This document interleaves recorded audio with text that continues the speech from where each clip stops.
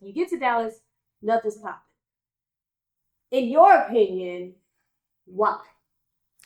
Well, I mean, we can't talk about the arts in Dallas without talking about racism. You cannot. The Black artists, it's not that there weren't any, it's that they were getting no support. There were no galleries that would be showing them.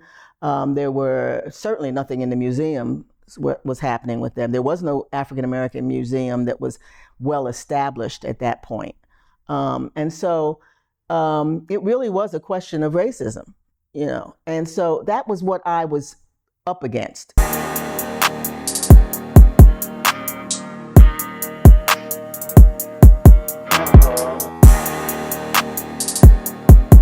What year was it that you actually started to exhibit your art? You mean in anywhere? Oh, in Houston, 1988. 1988. So I'd been in Texas 8 years and hadn't gotten any traction in Dallas, really. Now, I had come here already having shown in museums and what have you, because I was the youngest artist that was in a show called Forever Free, African American women from 18 whatever to 1980. And so I had experience in exhibitions, what have you, but I couldn't get anybody to look at the work, to even consider the work here. There was nobody showing African American artists at the time, except Hartello Beck Gallery, but he was really showing his own work. And so I knew that this was not the place where I was going to be able to build my artistic career anyway. So going to Houston made sense. At least I was in the state. And I was dealing with people who were like serious business, because we had Texas Southern University. John Biggers had a whole, for generations had been doing a program that turned out Black artists left and right who were really wonderful. And you had people like Rick Lowe starting, at the time Project Row Houses hadn't started yet, but he was working in that vein, doing a lot of community engagement work. And he invited me to be in an exhibition that was sponsored by the Museum of Fine Arts Houston. And that's where I first got collected, was in Houston, was Museum of Fine Arts Houston. They bought one of my installations.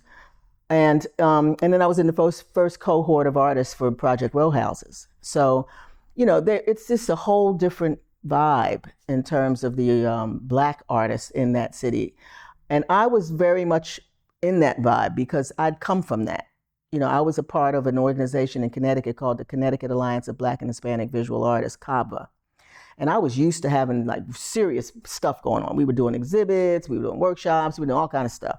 When I get here and I don't find any of that, I was just like, oh my God, what have I done? And I was very depressed by it. I pretty much stayed in bed for a year. But then when I decided, you know what, you're about doing things and making things happen. So, if it's not happening, why don't you make it happen? And I got hired by a guy named Jerry Allen, who had been hired by the city of Dallas to run the city arts program. And he came in from Seattle, very progressive and what have you. And he heard that I was in Dallas. And so he asked somebody to get in touch with me to see if I would apply for a job to be the first supervisor of community arts development. And I said, I could work for Jerry Allen, because he worked the same way I did. So I took that job. But I'm glad I did, because I was able to set up all the funding programs for the smaller, mid-sized organizations in Dallas, because nobody got money from the city before that in any significant amounts. I was there for 3 years and I left and then went and ran a place called D-Art Visual Arts Center, which is now Dallas Contemporary. So, I've done a lot of different things in Dallas. I've worked on major public artworks. I was one of the artists that did the Dart Public Art. I helped design the Dart Public Art Project. Just a whole lot of things. But I was building an art life in Houston, because in '88 I was invited to show down there, and I didn't know why, because they didn't know me, So it was like, but they had a real art scene. And so I went to Houston, and first show, a lot of people at the opening, I was just blown away, because that didn't happen in Dallas. If they didn't know you, nobody showed up. And I was an unknown in Dallas at the time. So, I was happy to have the ability to have a life that made me a living and to do my art all in the same state, and in places far enough away that, one didn't know the other. Because in Houston, they don't know I'm an arts administrator. They only know me as an artist. which is lovely. Okay, so now I want to dig into this cultural difference between Houston and Dallas, and I want to learn a little bit more about the way that you use your positions in Dallas to start to create spaces and platforms for local artists and particularly for Black artists. So I'll start with the experiences that you had in Houston and like what you saw with Dallas culture to present, like juxtaposed against that, being in these two spaces. You know, it's interesting. People often ask me, why am I in Houston? You know, why are you doing everything in Houston? Every time I see something, it's Houston. You know, I said, well, part of it is because I didn't have to go down and create anything in Houston. It was there. I could go in and become a part of a scene and not have to be the person instigating it. And I could have conversations, serious conversations with Black artists about my work, about their work, about the aesthetics, and all of those kinds of things, which I think is partly due to the fact that they had so many different avenues for education around the art, not the least of which was John Biggers, you know, creating the art department at Texas Southern and having people like, you know, Dr. Alvia Wardlaw and Dr. Sarah Trotty and, you know, people like that. Lehman Green and people like that teaching all of that. I think that was what drew me to the place and kept me in the place. And it, you know, it doesn't hurt that they think I'm a rock star down there. So, you know, you're definitely going to stay in a place where they respect your work. Dallas was a whole different situation. I mean, you know, Dallas was a place where even the white artists had to go to New York and prove themselves before they were actually accepted here, because the collectors were collecting artists from up there, not in their own backyard. And that's still a lot of what we see today, even with the things that we're seeing differently. We need, you know, some more galleries and this, that, and the other. It's still a lot of validation from New York or LA or someplace like that before you get validated from your local people. And that's sad, because Dallas has a plethora of very talented artists, and they're going to leave. I've seen them leave. I taught at Booker T for a while, and I saw so much talent come through there, but they couldn't make it here, so they would leave and they're still gone. Some of them, if they made it big, came back, but most of them are in other places. And that's kind of a sad situation to me, because I feel as though you should be able to do what you do where you are, you know, where you were brought up, where you were nurtured, you know. That is one of the reasons why I did what I did when I ran the Art Visual Arts Center and when I ran the South Dallas Cultural Center. It's that I felt I had, and also a reason why I didn't do my own art here after I started doing those things, because I felt like my job was to promote local artists. I didn't want to compete with them. And I didn't have to compete with them. So I didn't. You know, I had my life in Houston, that was great. And I did my arts administration in Dallas and supported local artists as a part of that mission. So, you know, it took a while for me to really just sort of settle down and say, you know, it'll be all right. It'll be all right. You know, this is going to grow. Dallas has the potential, because Dallas had money. It has the potential. But in the meantime, if I'm going to be an artist anywhere in the state of Texas, it has to be in a place where there's some serious Black thought going on. And that was Houston. So when you were at the South Dallas Cultural Center, what were some of the things that you accomplished in that 20 years? I had some real agendas when I took over that space. I was invited to come take it over. You know, I didn't open it. A lot of people think that I created it. I did not. It opened under my leadership as an arts administrator downtown. We had a vision to have 4 different cultural centers in the different quadrants of the city, and the South Dallas Cultural Center was one of them. But there were a whole group of artists that fought hard for many years before that opened in '84 to get that center. And so I came in '97 after there had been 3 other managers.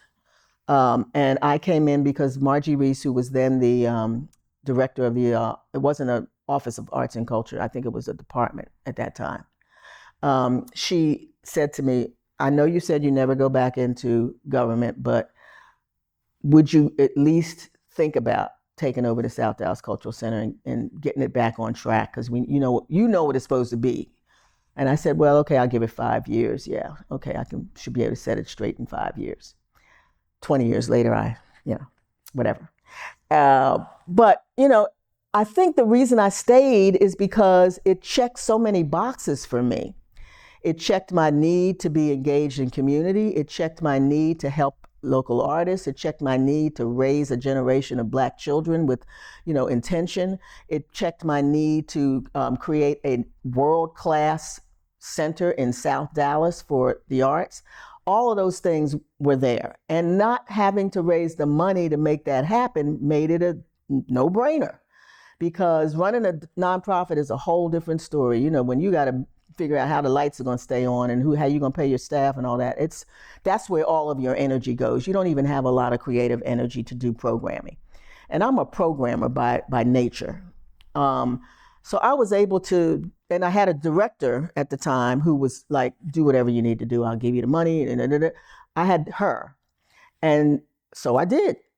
And, she left. Ultimately, she went to become the director of the department in LA. But the people who came in after her pretty much knew not to mess with me. So I was still able to do what I wanted to do. And I knew how to get money extra besides what was, the city was giving me. I knew how to do that. I got the South Dallas Cultural Center into the National Performance Network, which then allowed me to have national recognition for our artists. I got people like Ashley Wilkerson to be able to tour her piece all around the network. So, that was important to me. It was also important to me to be able to commission works. People like Jonathan Norton got their start with us commissioning him to do the work that he's done and gotten awards for. That became important. And once I saw I could do that, it was a great place to be. And the only reason that I decided to retire when I did was because my own work was going gangbusters after really 2012. And I just couldn't say no. There were these opportunities that were coming up and I just could not say no to because I was aging and I knew that as an older Black woman, I was not going to get that many more opportunities. I wasn't going to say no to any of that. So that's why I said, now it's time. And it's time for the next generation to take it over and to do something else. And so that's what I did. This city is toxic in a lot of ways. And so the work that you did and what I imagine it takes to do that, right? With my little baby history of activism in the education system, I already know like the kinds of toxicity that you have to face to even. Yeah. So. And I won't say that it took a physical toll on me. I won't say that it was not hard. It was, because the constantly fighting. I mean, the new building wouldn't have gotten done if you hadn't had somebody sitting in that seat like me, because I was determined that they were not going to just check it off and go, oh, well, contractor went bankrupt, so we just can't do it, blah, blah, blah. And I mean, I didn't say it at the time because, of course, I wasn't going to admit that I was doing all this work behind the scenes, but I organized the community so that they could not ignore the South Dallas Cultural Center. And we had to meet, I was married to a PR guy for 20 years. So, obviously I knew how to make things happen as far as the media is concerned. We had all the media attention. I mean, we had editorials being written about the South Dallas Cultural Center and why were they letting this happen. And so we ended up with way more than we originally were supposed to get with the bond, because they just wanted to shut me up at this point. It's give her whatever she wants. If she wanted a gallery, give her a gallery. If she wanted this. So we ended up with that beautiful new space because of that. And it was because I felt like we deserved that, The Black artists in the Dallas community deserved a first-class facility. And I, as an artist and curator, also wanted a space where I could feel proud to ask artists to show their work. I knew that this was something that they hadn't had available to them in this community, and this was going to be the place. So, it was very intentional when I set about supporting the artists that I was supporting. I mean, people like Valerie Gillespie, who had her first show there, and like Letitia Huckabee, who had her first show there, and like Deb Roberts, who is now blowing up, the world, not just the United States, but the world. I gave her, I think she had 3 shows there before she blew up out in the world. And my thing was, I know how hard it is for Black women artists to get shows. So I was going to make sure that they had an opportunity to center. And it's interesting. I did half men, half women, but everybody thought I was only doing women. Because if you do more than 1 or 2 women, then all of a sudden all you're doing is women. I said, no, if you look at the schedule, it's half men and half women. So equal. But you know how it is. Give us anything, and they're like, they're taking everything. And I also was very intentional about trying to launch women who were not necessarily getting support elsewhere. And if I saw that they had the talent, I would just push them and push them and push them. And that's it. And the way I did is that you're going to have a show. Olivia, for instance, in Houston. Oh my God, her work is incredible, but she wasn't doing any of it when I first met her.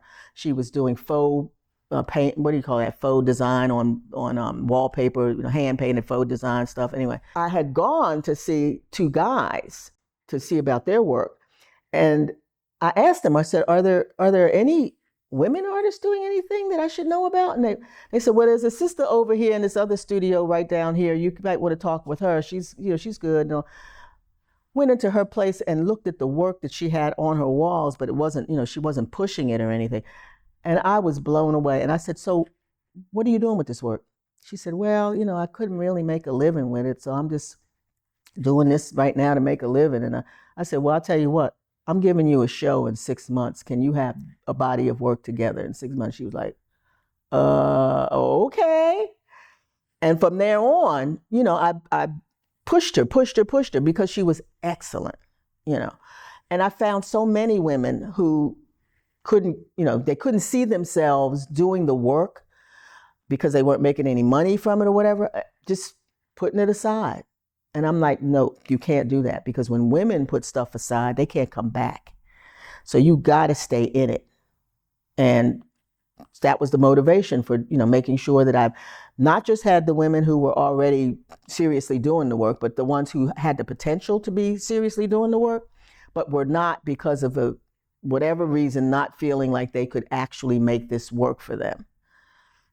I think that that's the biggest support that I've been for women artists in this community. And it's because I got that. I had the Elizabeth Catletts, I had the Samella Lewises, I had the Frida Highs, I had these people in my corner, constantly pushing and making sure that I didn't give up, So I knew that that's what it would take, and that's what I did. You're speaking to like the reason why I even wanted to do this in the film. These stories, on 2 levels. One, it's the determination to create a way no matter what. We gonna make it happen. Yep.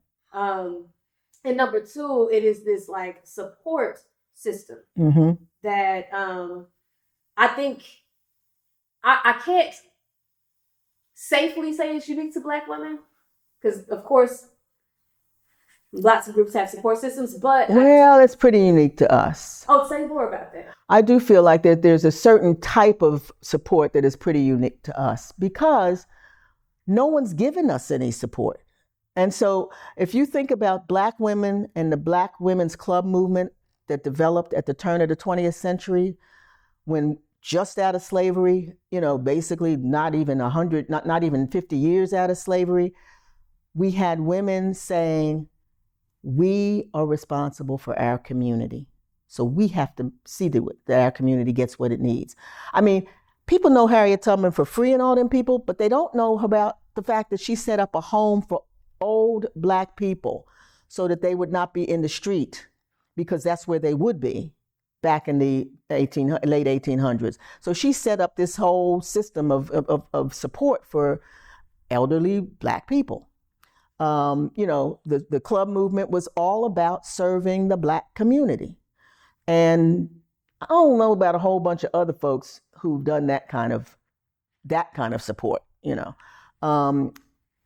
Most of the things that I know of that were I mean, we don't hear about the Black women who started the NAACP. We don't hear about Ida B. Wells. We don't hear about Mary Church Terrell. We don't hear about those. We hear about the white people who did it and the Black men. But without these women, there would have been none of these movements. All through the civil rights movement, it was undergirded by Black women. So it's not unusual in the arts for that same thing to have happened. I mean, it was Samella Lewis and Ruth Waddy who wrote those first books about contemporary Black artists in LA back in the 60s, during the Black arts movement.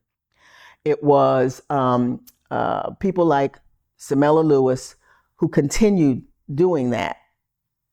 I mean, she went and got her doctorate and all of that so she could document our history. But who gets the credit?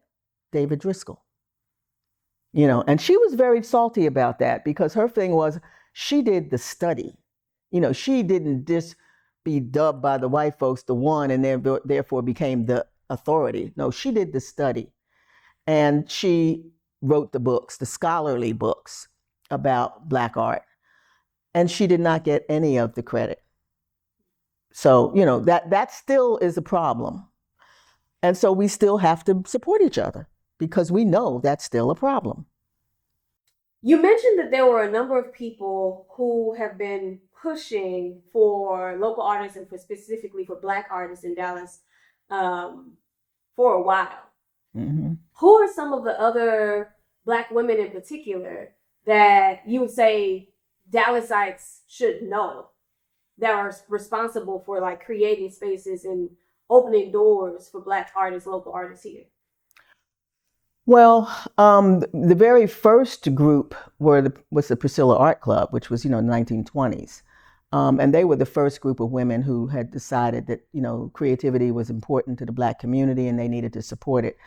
That old organization still exists and is now being headed by a dynamic woman, Cassandra Porter. I think it was her great aunt was the one that was in it originally, and then, you sort of get in it by way of family. But she now is doing things with the organization that they never thought of doing. She's giving micro grants to Black women artists. She just gave one. I think Abby just got one. Natasha Johnson got one. But that's how she's moving the organization. She said, we got to be more than just cheerleaders. We got to figure out a way to financially help these artists. And so that's what she's doing. They just published a cookbook with art in it by Black women. Constance White was the person who coordinated that. They're selling that, and the Smithsonian just picked it up. So, I mean, these people don't even know Cassandra's name, but Cassandra is a powerhouse. She was the large gifts person for KERA for a number of years, and she was the only Black woman doing that at that time. And now she's basically freelancing. She got her, I think it was another, she says so many degrees, it's not even funny, but I think this one was a master's in philanthropy because she's very interested in Black people supporting ourselves, So she's somebody that we need to know about. She's been a collector for a long time. Marion Marshall's another one of those people who's been in the trenches supporting Black artists. She is herself, her background is fashion, but she's supported more Black artists than I, can shake a stick at. And of course, I'm always including her in anything. She's the one that's doing the reception for Beth Ann Hardison, the fashion icon who's coming next week. Marion put together a whole reception and all this stuff for her because the white folks weren't even connecting her to the Black community. And Marion's like, oh, no, you're not coming into Dallas and think that, leave Dallas thinking that ain't nobody here that knows and wants to do. So she's another person who's been a stalwart supporter of Black artists for decades. I would say also, what Valerie started Pencil and Paper Gallery, and that was, once again, not just Black artists, but artists of color for the most part. And then, Deja started her thing. I mean, so there are women who are still trying to make a difference by supporting other Black women. That's the kind of stuff that I think needs to be we need to talk that up. We need to talk up the way in which Roz Walker, for instance, is always there for these Black women artists. And, Roz is well past retirement age, but she is willing and always available to help another Black woman, especially the artist, if she can. And a lot of people don't know her. Roz is dynamic. She is an foremost authority through the world in African art. And a lot of the artists in this community don't know her.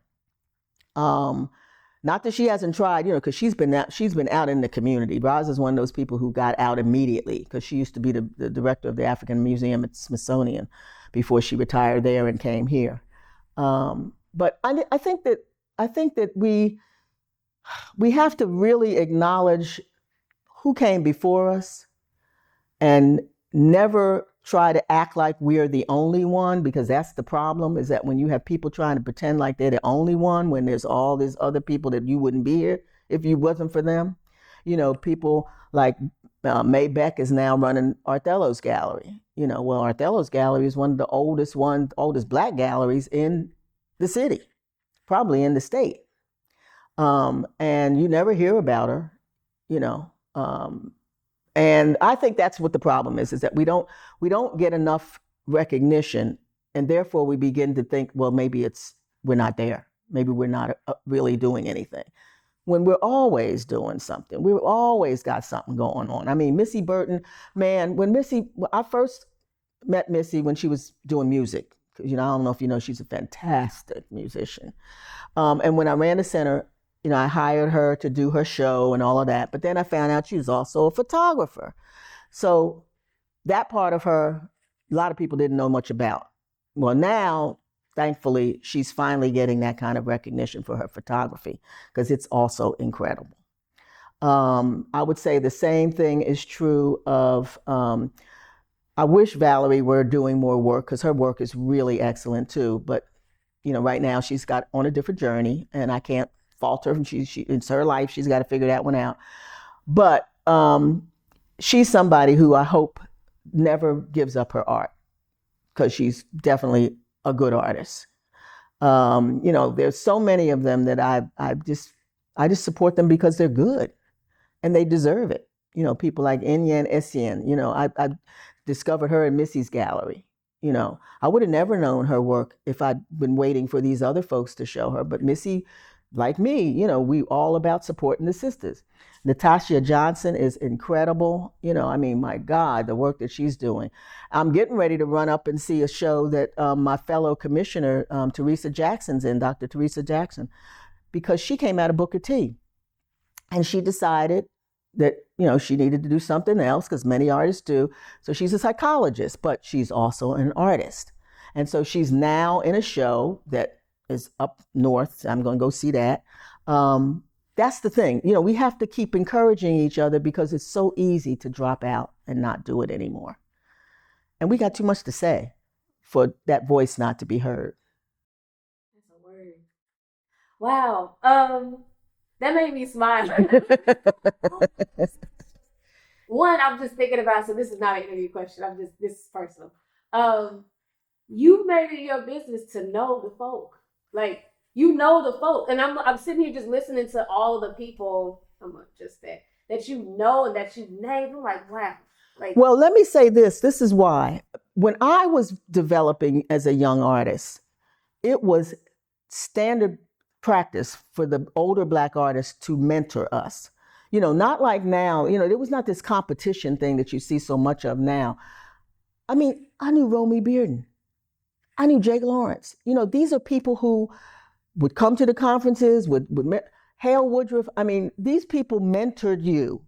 And so I came up in a system that's what you did. As a Black artist, the next generation you were responsible for. So it's not anything unusual for me to be doing what I'm doing. A lot of people think I'm unapproachable. It's like, hell no, ask anybody that has been with me. I will help you do whatever you want to do. I am not unapproachable. But a lot of these artists have gotten into this competitive thing where they don't want to share any information because it might mean that they have a little bit less or whatever. My thing is, if I know, you know, because it isn't any use to me for me to just know it if I'm the only person that can be doing it. You know, I'm not interested in being the only one. That doesn't give me any pleasure. So I want to be a part of a community. And so because I grew up knowing all these artists who people would say are famous Black artists, that's how they operated. You know, they did not operate like a lot of these artists do now. They were always available to us. And so I used that. I was going to take advantage of that. It makes me think about like the experiences that I had, right? Mm-hmm. So in Dallas, it didn't always feel like welcoming. No, I know that. No. And so that's why I was smiling so hard to listen to like all of the people that you were naming and all of the people that you were shining like light and love on, and the ways in which like other women in the city have really been doing this, and a lot of us don't know. Like until you said it just now, I had no clue about all of this that was going on, and I think it's important for us to know. Yeah, no, we have to know, because for one thing, it is our history, and you know, if you don't know your history, you definitely ain't gonna know where you're going. That's for sure. So you have to be aware of whose shoulders you're standing on. And nobody gets there by themselves. And I'm not one of those people who feels like I have to pretend like I got here by myself. You know, if I hadn't had all the support I had, I'm telling you, Frida Hyde Tesfa-Georges, who was the professor that I had at University of Wisconsin. At the time, she was just Frida Hyde because she was an instructor. She really was my lifeline. I mean, I literally was talking about dropping out, and she was like, no, that ain't going to happen. Because she had been through that program. She was the other Black female that came through this right before me with an MFA. And they wouldn't give her a job in that art department. She ended up in the Afro-American Studies department teaching because they didn't have any Black faculty at all in the art department. And Frida was the one that made me realize that, you know, you just can't let them get you. You cannot let them have the final word.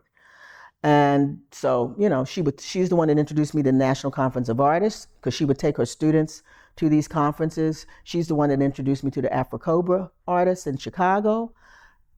To this day, Nap is one of my best friends, Napoleon Jones Henderson, one of those Afro-Cobra artists, and Frank just died, Frank Smith, all those artists. I mean, she knew the importance of connection and understanding that you had to see people like you doing what you want to do in order for you to be successful at it. So I followed her lead. You know, when I taught, I took my kids in Kentucky State to Chicago. I took them to Cincinnati to see, you know, art and meet artists and what have you, because I recognized that was what made me who I was. I grew up in Philadelphia, all around Black artists. So I didn't have to take for granted that I could, you know, be an artist. These artists in Kentucky, they'd never seen a Black artist. So it was important for me to take them out of Kentucky and say, you know what, there's something beyond this. Let's go see that. I learned that from Frida. So, you know, that's the kind of stuff that I guess if I have anything to be critical of Dallas about, it's about the idea that you have to be an individual. And my thing is, I know damn well, first of all, that's not the African way. The African way has always been about a collective, about a community, about a tribe, about a village, you know, all of that. So that has never worked for us, being an individual. You know, yeah, they'll make an example out of this person, this Black person or that person, so they can say, oh, we're all right, because look, so-and-so is doing it, so why aren't the rest of them doing it? I won't let that happen, because I understand how that is done. You know, you have to be a part of a village, because that's what makes us really, really strong. When you talk about what it is that Black women have done, Black women have understood that we need to support each other in order for us to be strong. And that's what we do. That is what we do. Mm-hmm. So when I come in 2019 and I'm starting to see what's going on with the arts, at that time, and I shared this earlier, I didn't see a whole lot of like news around Black artists outside of Black papers. Like now I see like major magazines doing pieces about Black artists in Dallas. And you know all that happened after George Floyd. I was about to say that was the pivotal element, and that by the way, is how it happens, because that's what happened in the Black Arts Movement. We had nothing, and then all of a sudden the protests against the Met having their racist shows, and the Guggenheim having some racist shows, and the artists really protesting and getting a lot. Then all of a sudden you begin to see some opening up, areas of exhibition from these museums. Well, that's what happened in Dallas. The response was from the art community, well, who's out here? Let's see what we can do. Who can we talk about? And consequently, we got some coverage. Now, what I know, and all the Black artists who are my age know, is that this is a moment. It could be gone tomorrow. So it's not like we need to be feeling great about, oh, we've arrived. No.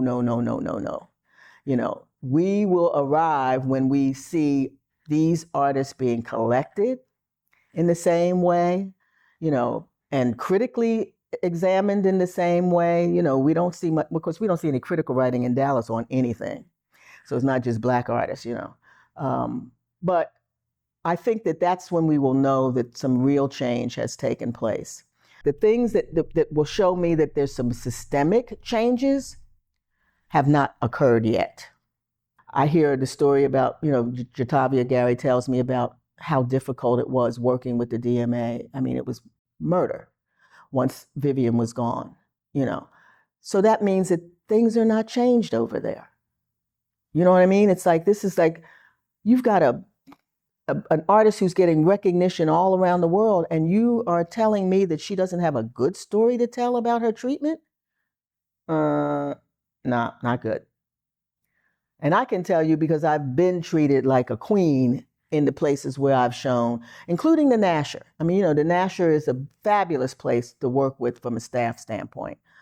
I have nothing but good things to say about them. And they're an all-white institution. I mean, Jeremy talks all the time about some things that need to change with them, and they know it. But they're making real efforts to get into community and to get community into them. So, there's a difference in how an institution functions when they really want to be inclusive, or as opposed to when they want to be performative. Personal and / interview question. So I've been struggling to stay in Dallas. Mm-hmm. Even being from here, all of the things that you've said, I'm like,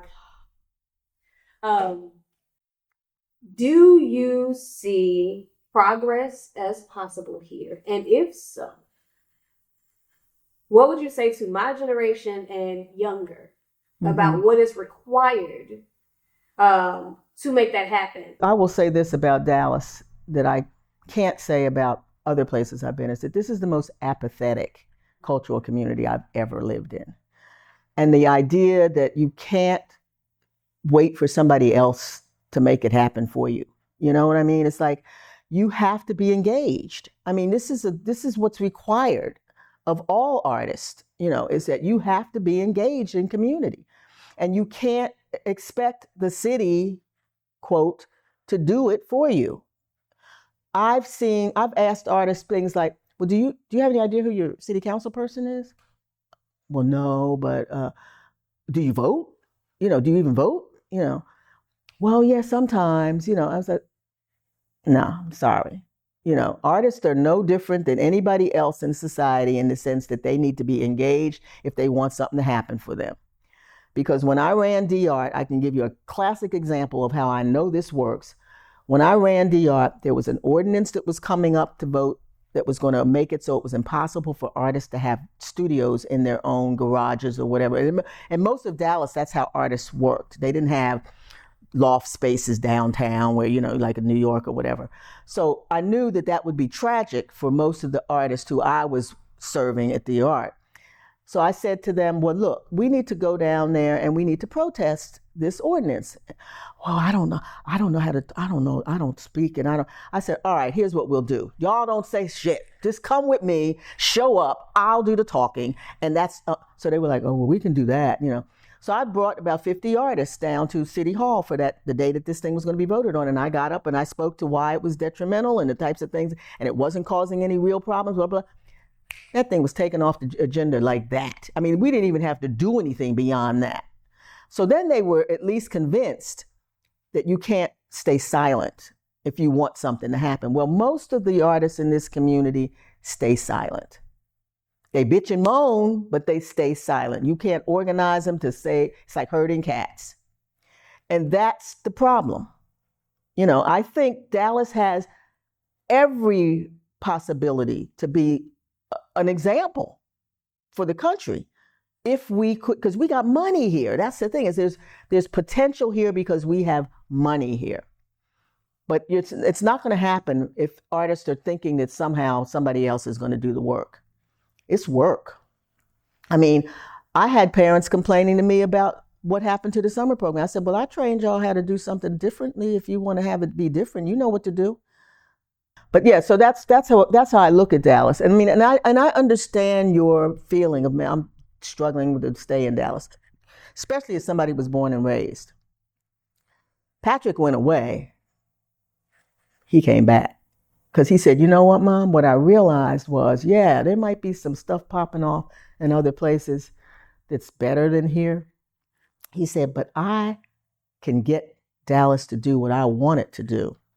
So he now appreciates Dallas because he's been out of Dallas and saw from afar, oh, there's still a lot of potential there, and I have access to the things that make that potential real. So, it's all about how you see the place. I still see it as a place that's work, unless the political situation changes in all of the country in 2024. I still see Dallas as a great base from which to work. Great airport, getting out of here at a moment's notice. That's all I need. So that's how I look at it. That's a good way to look at it. And I needed to hear that. Personally. Well, just because I feel all of America's racist and backwards, I really do. So where are you gonna move? That's gonna be a whole lot better, and you ain't gonna have no money, So that's how I look at it. Is that if you're talking the Mason-Dixon line, you're talking the Canadian border. That's what you're talking, and the Mexican border. That's what you're talking, because all the rest of it is levels of racism, but it ain't none that ain't racist. My first time learning of your name was through your activist work. Mm-hmm. So I'm also just curious about like the foundations that created this mindset that you have around like freedom and spirituality and affirming African descended people. Tell me about that childhood that creates this. Well, I was brought up in a household where both of my parents were activists. In fact, they were blacklisted during the 1950s, during the McCarthy era. Matter of fact, the next body of work I'm doing is going to be based on my mother's FBI file. But anyway, we had Black history in our house from day one. I mean, that's what we learned. We didn't learn it in school because there was nothing in the 1950s about Black people other than a couple of things. You learned about Harriet Tubman, nice Harriet Tubman, not the real Harriet Tubman, and George Washington Carver, not the full George Washington Carver, but just about the peanut. And that's it. That's all you learned in school. So all of my foundation in terms of Blackness came from home. My grandparents were what you would call race people. They were, in fact, involved with W.B. Du Bois with the forming of the NAACP back in 1911. So, I come from a family of people who are about making change and never thinking that you're not, as one person, capable of being a part of making change. You had no choice. Well, I mean, my thing was just, I think that when I look at other people and I ask them how they did what they did and what have you, I realize what an unusual background I come from because, one, most of the people that I know, they learned about being Black in college. I grew up with my father reading Souls of Black Folks to us as bedtime stories, so it was like, this was who we were. And it also made me realize that it's something that when I used to question, well, how can these people possibly doubt that we're capable of doing this, that, or the other? I realized I never had any doubts because I never knew anything else except that Black was excellence. That's what I knew. You couldn't tell me otherwise. And I didn't discover that as an adult. I was brought up that way. So, it never occurred to me that I couldn't be what I said I wanted to be. Because my parents were constantly telling me you could. Now, I didn't have all of my family doing like I had aunts who were like, maybe you might want to get an education degree. I had people like that doubting, but my parents were never, I'm never, ever heard anything come out of their mouth except support. So I could do what I wanted to do, and I wanted to be an artist. As my dad said, he said, you know something, what I know is that you have to work too many hours on a job not to love what you do. So if you decide that that's what you want to do, then you need to figure out how to do it and do it.